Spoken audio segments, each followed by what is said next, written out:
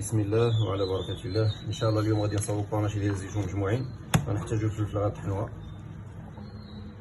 الروز كلاصي طايب، الزيتون مقطع دواور خضر، نقدروا نديرو حتى الكحل، المايس، الذره، الثوم مطحون، راس ديال الثومه نحكوه، الكمون كذلك نطحنو شويه المعدنوس، الحامض مطحون، زيت العود والثوم.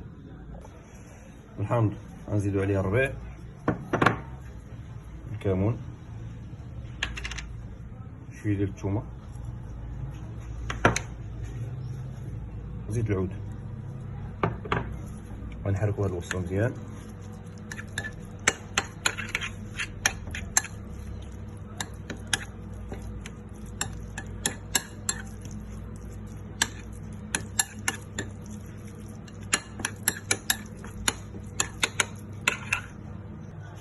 فلفله، ونزيدو عليها الزيتون، نزيدو عليها شويه الروز،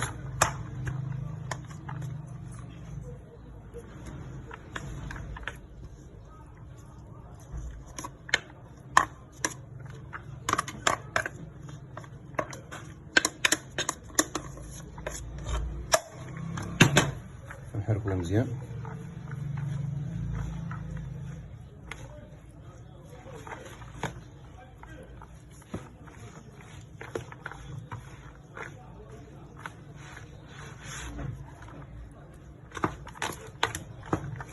نحركو مزيان، نخلطو مزيان، نزيدو عليهم المايس،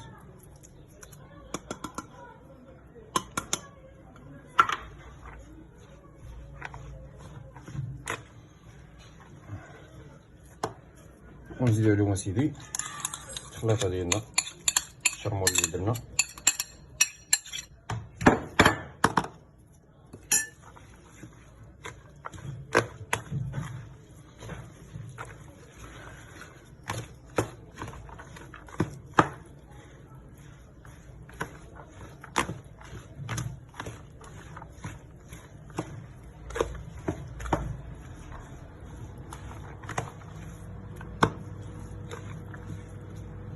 اخر حاجه نزيدوها هي الطون. الطون ضروري يكون مع شويه ديال الزيت باش كيخلي البنه ديالو في الباناشي.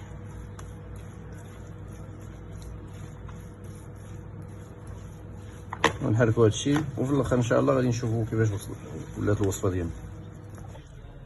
هاد الباناشي ديالنا مخلط بالطون، بالفلفله، بالمايس، بالروز والمقادير الاخرى اللي ذكرنا في الاول.